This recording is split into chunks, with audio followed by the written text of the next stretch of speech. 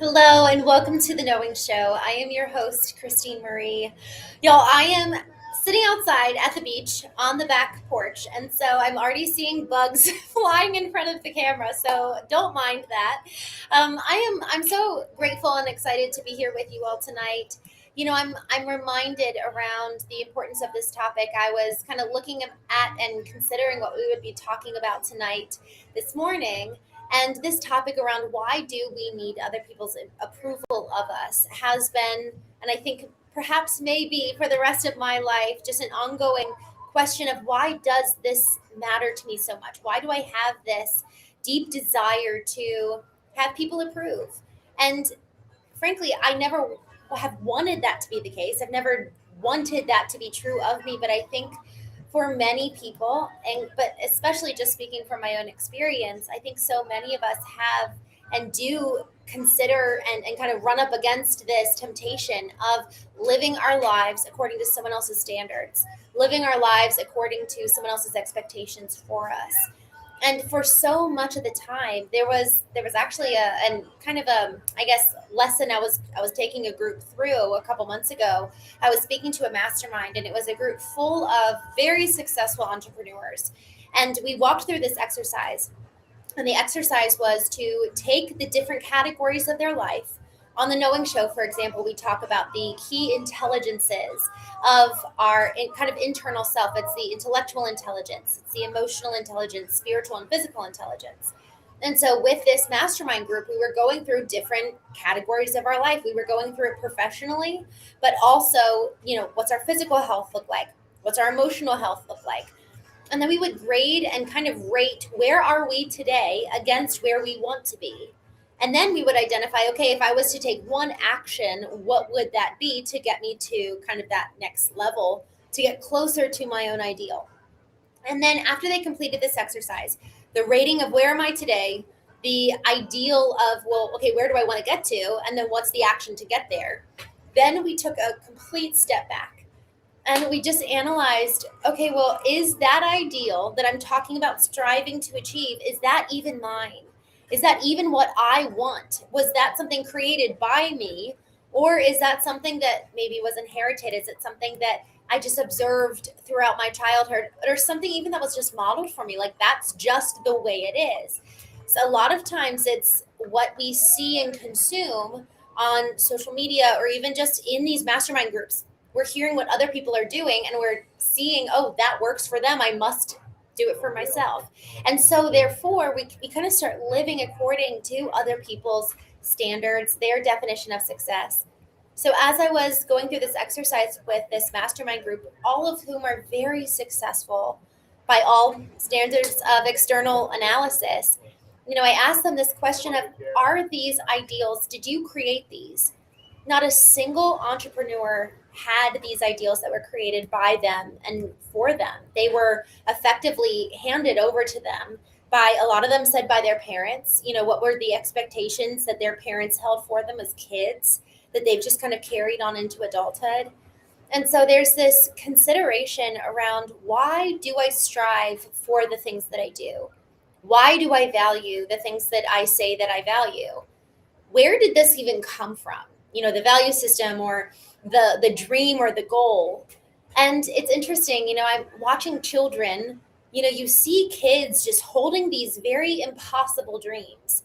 But then you see these adults who perhaps actually self-limit. Michelangelo has this really beautiful quote surrounding the fact that it's actually more devastating to achieve your dream than it is to dream so big and then maybe not achieve it, but at least you're constantly dreaming and shooting for something that is beyond us, rather than it's actually more devastating to achieve it because maybe that means you didn't aim high enough. And so this consideration around, man, why do we need the approval of others? I think that alone can be the thing that we kind of cap ourselves with. It's like you and I are existing here, and then we put a lid over it, like a cap over our own potential and possibilities, because we are self-limited by this constant striving of externally going out there to satiate what's inside of us. Just jumping here in the chat, Wayne says, hello, my friend. I'm so glad to see you. He says, why do we seek approval and validation from external sources? And y'all, I would love to actually dig into this question. Why is that? And I actually think for so many of us, we all have a different reason, yet when we kind of come back to it, it's, I think, the desire for connection. At least for me, that just had such a deep, that was such like that was the core reason for why I sought the approval of others, was so I could kind of fill that void. So when we're looking external and we're kind of striving, we're seeking, we're grasping, there is something internally that has yet to be satiated, that yet to be satisfied. And so we're constantly going outward and outsourcing our satisfaction rather than being able to either self-source it or even just identify that this is something that I care about, that I'm passionate about, that I'm called to do. And I can find meaning in that apart from anyone else's opinion. We've been talking about this off and on over the last week, and we talked about it ever so slightly surrounding the fact of, could I ever find enough meaning in something simply because of its essence, because of its entity, because of the meaning wrapped up in the pursuit of the mission in and of itself, void of its impact on anybody else? And in one sense, it's like, well, I actually am striving to do whatever I do simply for its impact on other people, which I think can be really beautiful, to make a positive impact in the world. But y'all, what an incredible thing. And we see this in artists, to have a passion for the thing itself, to find the beauty and the meaning in the endeavor, in the pursuit, rather than in the perfection of the process. And so in that kind of, I guess the perfection of the outcome. And so as we're looking at this question of why do we need approval of others, I think it's really fair to be asking, what is lacking that I'm maybe trying to fill or fix, or kind of, I don't know, I think this concept of filling is really poignant, you know? I like the concept, and actually I saw this a couple years ago. I was at an event for Amazon, and Lisa Nichols, for those of you who are friends of the Knowing Show, you've heard this before. She was standing on stage, and she had a glass in her hand and a basin beneath, and then a water pitcher. She was poured her glass half filled with water, and she said, some of you will give from a glass half full, and then she continued to pour, and it was all the way full, and she said, others of you will give from a full glass. And then she poured and poured and poured, and water spilled over into the basin. And she said, this glass of water, she held it up for everybody in the audience, this glass of water is for you. And then the overflow is for everybody else. And the thing about this that's so interesting is that so often we actually don't even consider, am I filling myself up? Am I intentionally pouring in and investing, filling the contents with intention, so that I then know what I'm filled up with to then be able to fulfill upon my mission? Usually it's very kind of erratic or very even sporadic. There's not an intentional pursuit to fill ourselves up to then be able to fulfill upon the mission or the call in our lives. So if we find the value and we find the purpose in the thing to which we're called to do, well, then it becomes, now I'm very clear and I'm very focused on this kind of journey that's very vertical. I've got my destination, I know where I'm going, rather than looking to the right and to the left and kind of having this lateral pursuit. Instead, all of a sudden I'm honed in and I'm fixed in on the goal. And then now, me actually filling myself up and me taking care of myself, me investing in my own internal intelligence and health, now I'm able to know that I'm doing that for the sake of the mission, for the sake of my calling. There is nothing selfish about that, especially when we live integrated with the vertical intersecting with the horizontal. So that in my pursuit of that which I'm called, well, now I am actually, it's like I'm casting a wake around me. There's like a wide girth of everybody in my presence that I get to kind of bring along with me, by way of, I'm so filled up that my overflow is spilling over and impacting them. So it's, I'm filling up based on the intentional pursuit, the intentional awareness of, okay, what do I need to be filled up with? The qualities and kind of fruits, you shall know a tree by its fruit. So what are the fruits that are necessary in my life, character-wise, skill set-wise, both hard and soft skills, that are necessary to achieve this purpose in my life? And then what's the overflow look like that's going to cascade into the world around me? And perhaps I just kind of have this visual of this tree that's tall and luscious and it's growing and it knows exactly where it's going. But man, its roots go out and they go deep and they go far and wide. So the stronger the tree, actually the greater it cascades in its impact in a horizontal way. But it's not trying to grow horizontally first. It's growing vertical. And in the strength of the vertical comes the depth and the kind of greatness of the horizontal. Just jumping here in the chat. Neville, I'm so glad to see you. Taylor, hello. Good to see you. New YouTube, hello. Goose Hunter, my friend, I'm glad you're here. Is the approval of our existence by others equivalent to the acceptance and vice versa? Is the approval of our existence by others equivalent to the acceptance? Goose Hunter, it's so interesting you asked this. I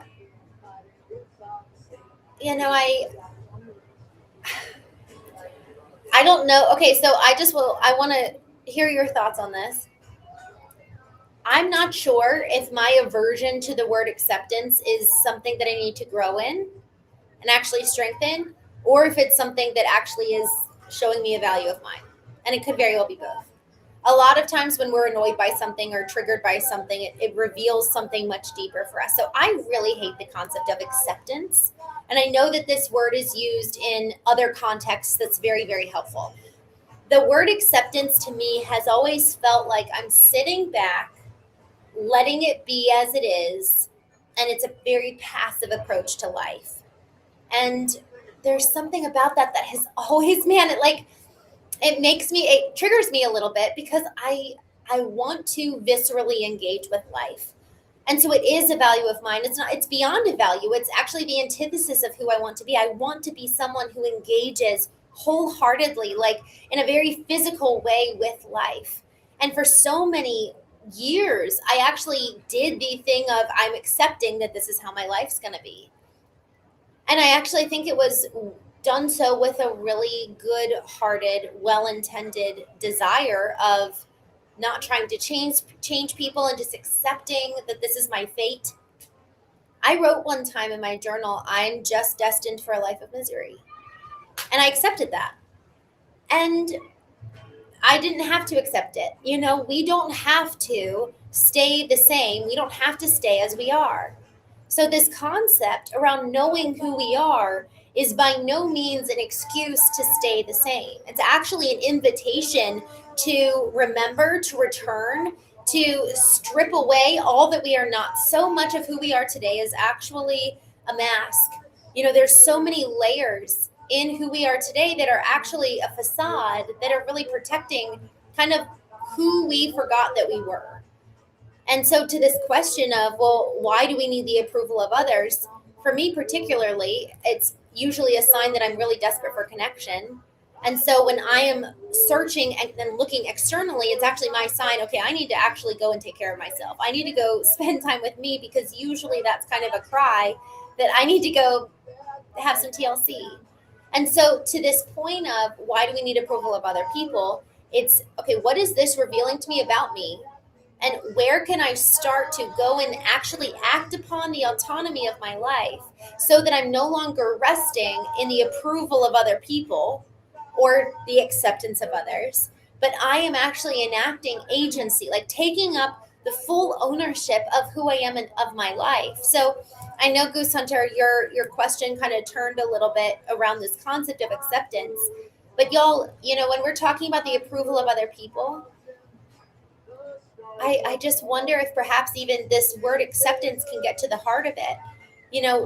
We might have this very passive way that we're engaging with ourselves, that because we actually have not believed that we have the power to change, that we have real autonomy over our lives, we thus have given the power to everybody else. Well, if I don't have it, surely somebody else does. Somebody else may have the power to come in and save me. Someone else may have the power to come in and make my life better.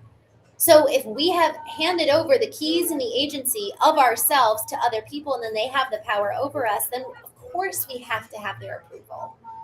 But man, if we understand that you and I have so much agency over ourselves, we really can impact and enact the real change in our lives that's necessary to kind of bring our focus from that which is horizontal, looking to the right and to the left, and bringing it vertical. Ryan, I love this. I mean, that concept of self-care, that's something that for a while I think I actually judged a lot. Like I really judged the concept of self-care. And it was because I didn't understand it, and that's what was modeled for me, right? That there was just a lot of um, like disregard for ourselves, you know. And it's sad now, you know. I was just with my niece yesterday, and she's 11 years old. She'll be 12 in September. And man, is she just beautiful and smart and kind. And you know what? I actually think she believes that about herself. And I remember how I felt when I was that age. And it was not at all holding myself with that level of self-respect. So to this concept of care, self-care, perhaps the level of self-care that we hold for ourselves is a reflection of this matter of self-respect.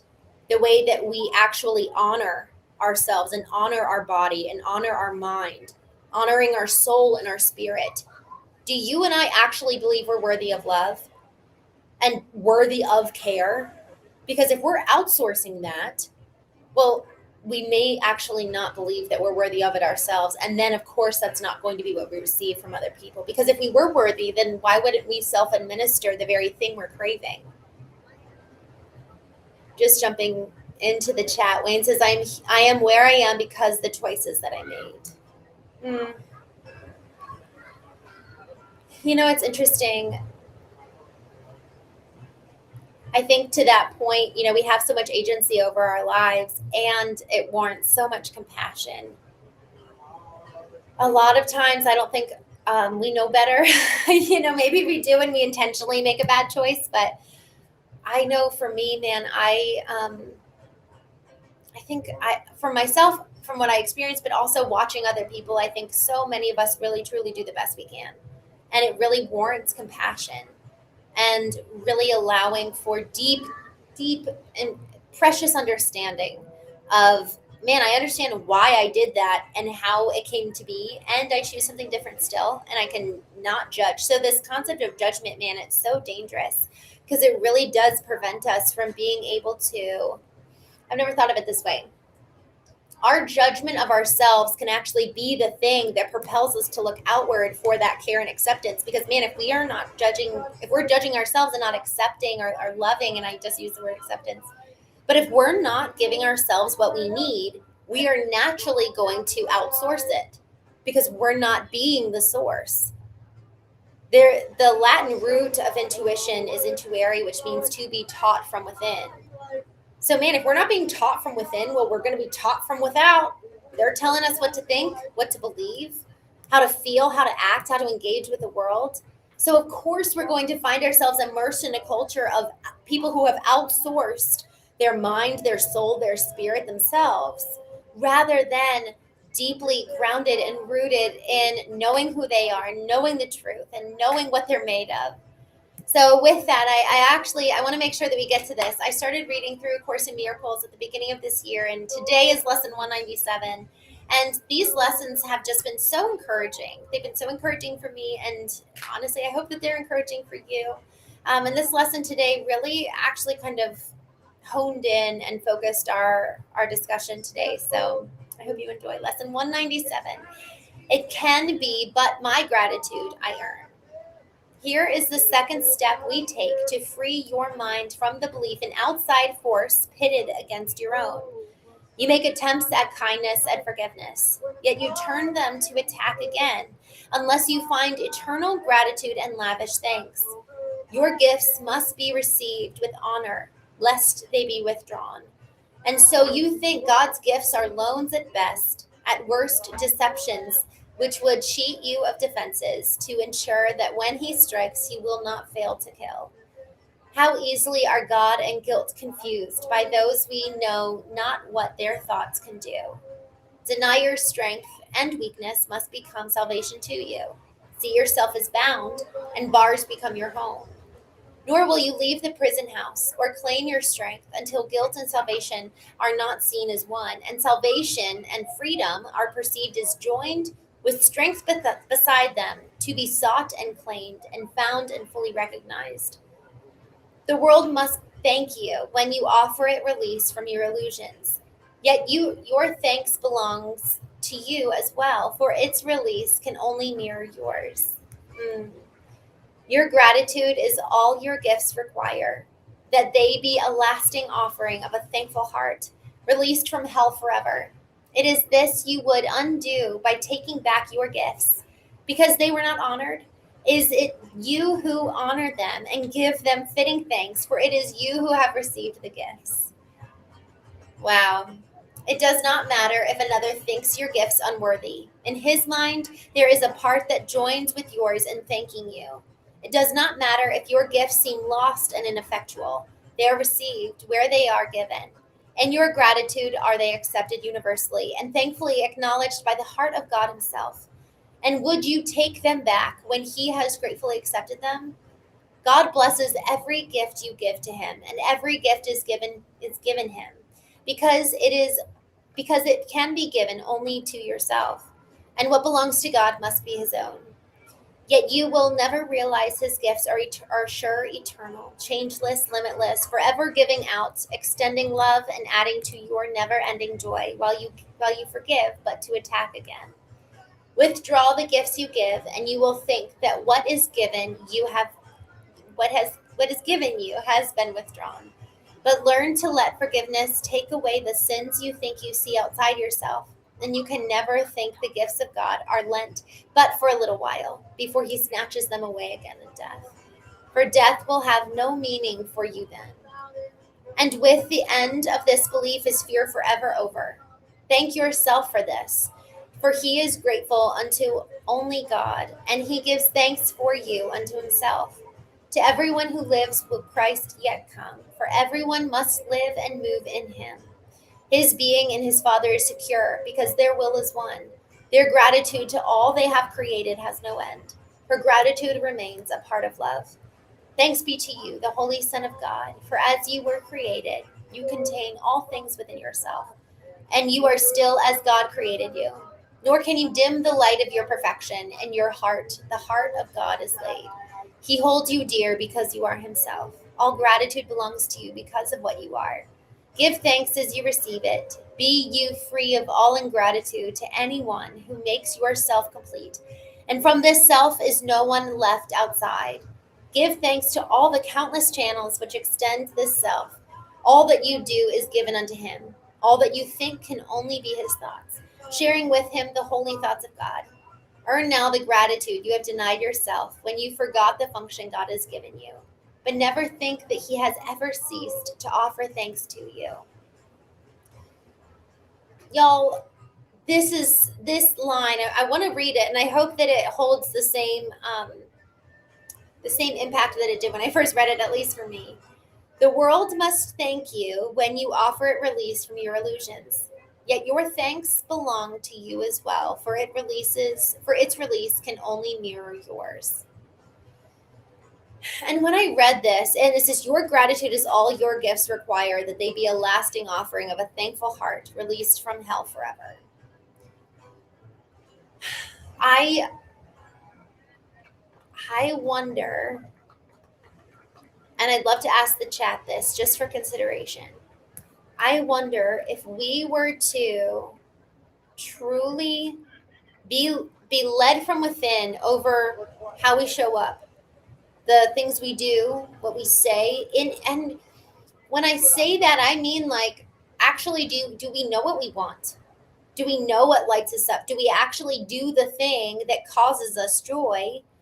And sometimes, it's okay, I'm actually intentionally sacrificing, but are we living with intention?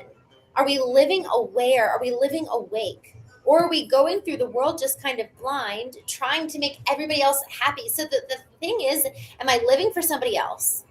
And it could be at a very subconscious level, your parents from the past. It could be at a very subconscious level, trying to change your partner, or it could be trying to change your children. It could just be trying to change the dynamic of the workplace. Whatever it is, if we are living with the intentional pursuit of changing somebody else, pleasing somebody else, having somebody else approve of us, man, it's just going to be this incessant hamster wheel that we'll never be free from. And I think at the end of the day, it's freedom that's at stake. And so it says here, yet your thanks belong to you as well, for its release can only mirror yours.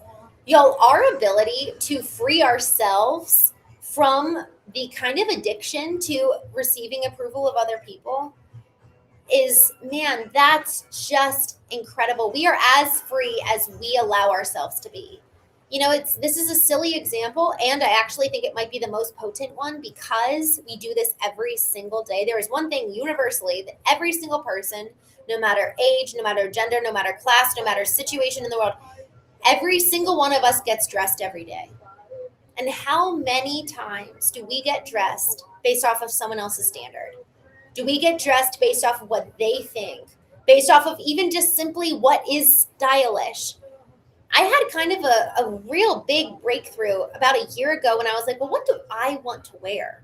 And it felt silly in the moment, but I realized, man, I have lived 30 plus years of my life really just subconsciously dressing, putting on clothes, buying clothes, looking a certain way for other people. And it is so simple as, well, this is what's trending right now. And so I started just kind of asking myself, well, what do I think is nice? What do I think is pretty? What do I like? And so this question of, well, what do you want? It doesn't need to be some big existential question. It can be something as simple as, what do you want to wear?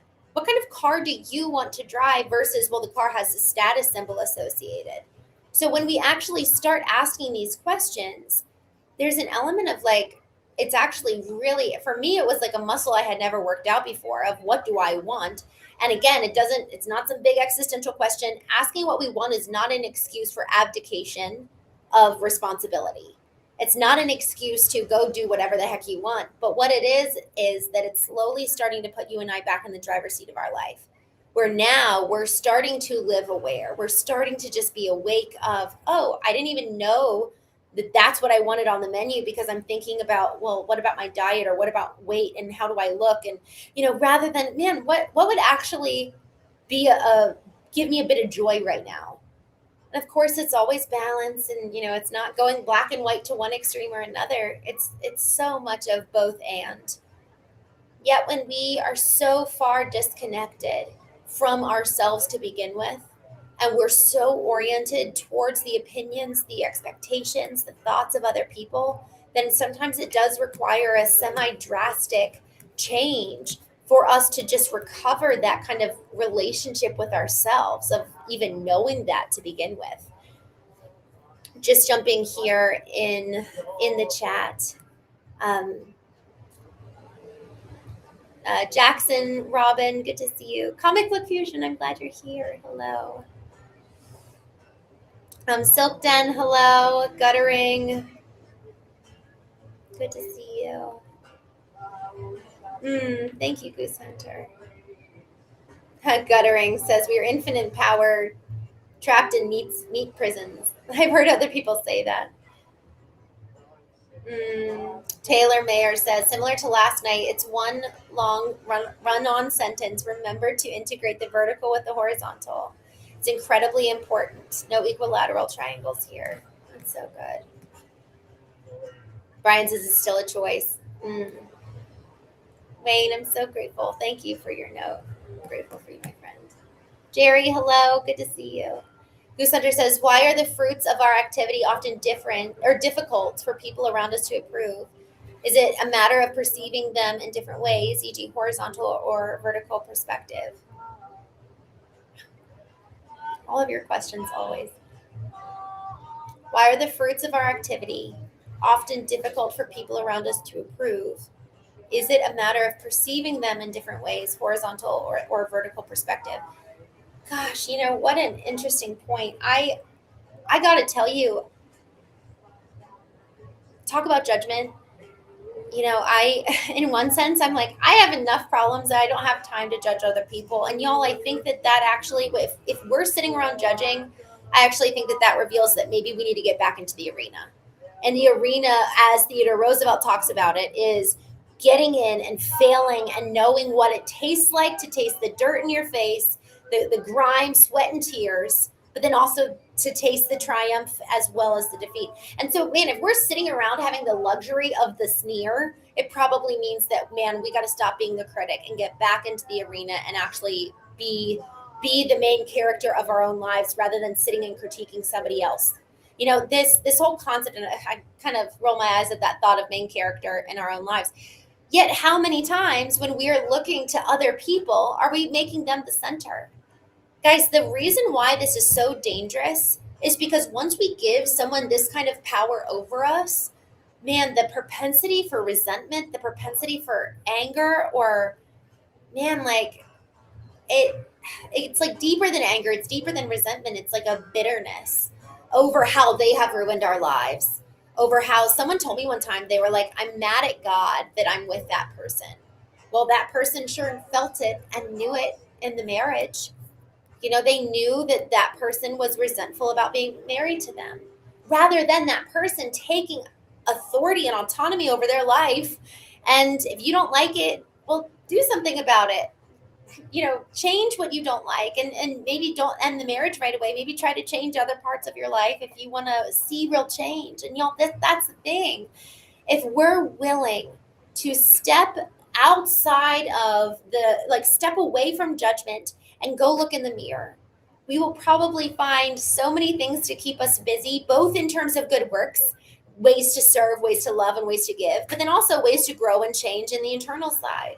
It's the internal and external that comes together in conversions on this beautiful integration of that horizontal and vertical, that vertical and horizontal, that comes together. And then that is the intersection where real prowess takes place. So, we're talking at both sides of the same coin, which is knowing what you want and relinquishing the ability for other people to have such control and power over us so that we are free, so that they are free. It is for their good that we are no longer letting them sit in the driver's seat of our lives.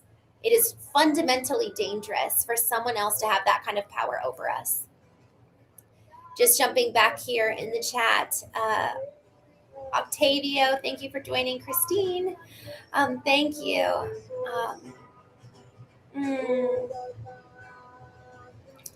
I would love to pray for you, Christine. 74 and been sick for 2 years. Wow, that's so hard.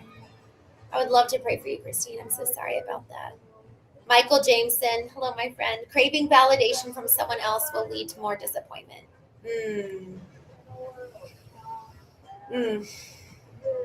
That's so good. Revelation, good to see you. Isaiah 55:11. Randall, thanks for joining. Paxton, hello. I'm so glad you're here. Michael Jameson, we all can judge someone else without being aware of our own judgments against them. Man, isn't that such a good point? Yeah, like, how do we even become aware of our own judgments? I read Daring Greatly a couple years ago, and that book was so impactful for me. And she said, basically, how we're judging ourselves is often a way that we judge others. So if we want to know how we really view other people, look in the mirror and how do you view yourself? Because there's a high likelihood that at a very subconscious level, we extend that same level of judgment. Y'all, thank you so much for joining today. I am going to hop off and go inside. It's hot and muggy out here. But I can hear the waves, and I can hear actually people. There's like a bonfire down by the beach, and I can hear people singing. I don't know if you can hear the background music, but I don't know. It's a beautiful, beautiful time here at the beach, even though it's very hot and very humid. All right, y'all have a good night. I will see you tomorrow on the Knowing